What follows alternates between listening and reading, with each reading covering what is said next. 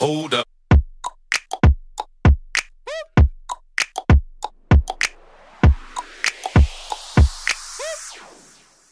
Okay. Hey guys, how's it going? It is Baltimore Ant Gamer here, and today I'm going to be talking to you about properly IDing your ants. This first video is going to be about subfamilies, and I'm only going to touch on 3 of the main subfamilies. As you can see here, there's so many that don't really have, like, this has 1, 1, 1. So I'm going to be going over the most predominant species. So Formicinae, forgive me if I pronounce it wrong, Myrmicinae, and Paner, sorry, the Panerinae,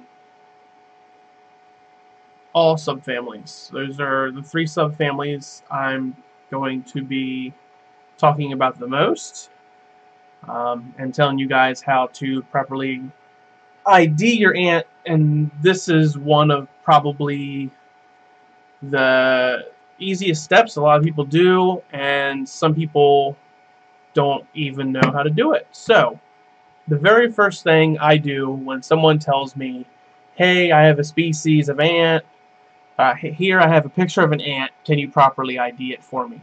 The first thing I do is I look at the petiole. Petiole is the space in between the gaster right here, and the abdomen. So these right here, this is what I'm looking at. This right here pretty much will tell me what subfamily what subfamily of ants I will be looking at to try and figure out what species it could most likely be. So I'll show you a few more examples. So we have, the head, the thorax, and they spelled it weird, and nodes. So people call them nodes. I call them spacers. Petioles is, like the common name, and then the gaster. So I'll show you some more. So 2 petiole nodes. This is a solenopsis picture, by the way. That's a solenopsis. So what am I looking at here? Yeah, there's that. So, like I said, we are going to be talking about the 3 most common ant subfamilies. So this is going to be Formicinae. Let me scoot this over. So these guys all have 1 petiole, spacer, node.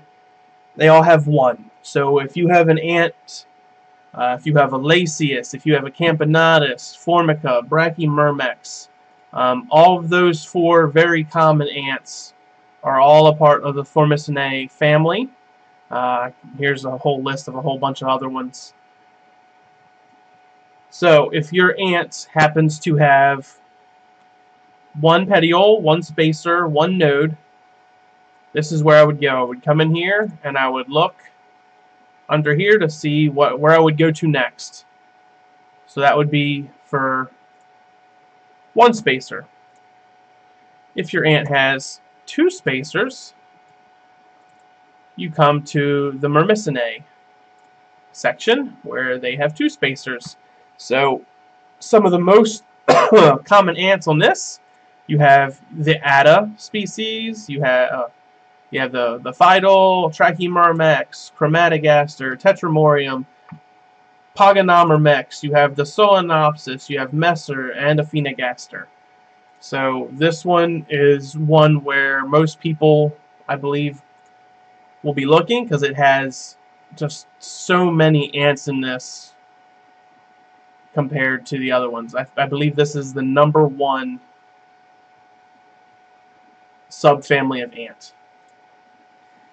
Then the next subfamily of ants we go to is the Ponurinae,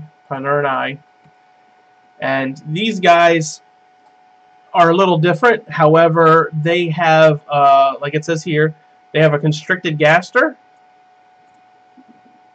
They have a constricted abdomen. That's because these ants are all semi-claustral. That means you have to feed them in the founding stages. They don't. They're not all, fully claustral. I believe the majority of the other subfamilies are, but I will get to that later on. So within this subfamily, you have Diacama, the harps that everyone loves, especially me. They look at that. Who doesn't love that? That looks awesome. We have the Odontomachus and the Ponura species. So within these three subfamilies, people will ask, that would be what I would do first. That would be the number one thing I would do when someone asks and sends me a picture. It says, "Hey, can you properly ID my ant?" Well, first thing I would look will be at the petiole, the spacer, the node, whatever you want to call it. Most people, will call it the petiole. I call it spacers just because it's just easier to remember. That's the very first thing I look at. So if you have to ID an ant yourself, very first thing would be to look at that and to figure out which one of these it can be. Now, you could also have, one of those random ants that are part of these other groups where there's 8, 1, 2, 1, 3. You could possibly get some of them. But for the most part, the number one ants I always see people do fall within those three sections. Fall between the Myrmis, the Formicinae, can't talk today, guys. It's been a long day, but I definitely want to do this to help everyone out, to help them get everyone. So, subfamily is what we just talked about. Genus and species I will be making later videos on. Let me know down in the comments, where would you like me to start. Camponotus has a whole lot of stuff to go over. Just a whole lot of stuff. Some of the things I like to do too is I go to antmaps.org. This is a very good tool. So as you can see, I have it set for all subfamilies and all genuses. So if I change this, also look at a little color code. Alright, so all around the world, look at the red, the dark red, 1,400 different species of ants. But if I change it, so we'll do Formicinae, how common it is around the world. And then we'll go to the Myrmicinae, how common that is around the world. And then we'll look at the Ponurinae. It's a lot less, however, it's a lot more than some of these other, like if we do the Doralinae, they're nowhere. At least not anywhere worthwhile. I don't think, what's this? One native species.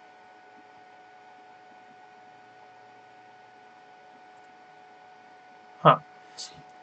Okay, guys, well, that's it for this video. I will be making more. This way I can go more in depth on all of the subfamilies. So I'll go more in depth on how to tell if it's a Lasius versus a carpenter ant, or how to tell if it's a Lasius versus a Formica ant or a Brachymyrmex. And I will describe all of that in later videos. Definitely look for the proper family you want me to be talking about, because I will have one completely just for Miss A, and how to determine which one's which from there, and so on and so forth. So I'll go from the Myrmicinae, and then I'll tell you how to figure out all the different ones of these guys. In the meantime, Guy, I will be talking to you later. I hope you guys found this video helpful. If you did, like, comment, share, subscribe, all that other fun stuff.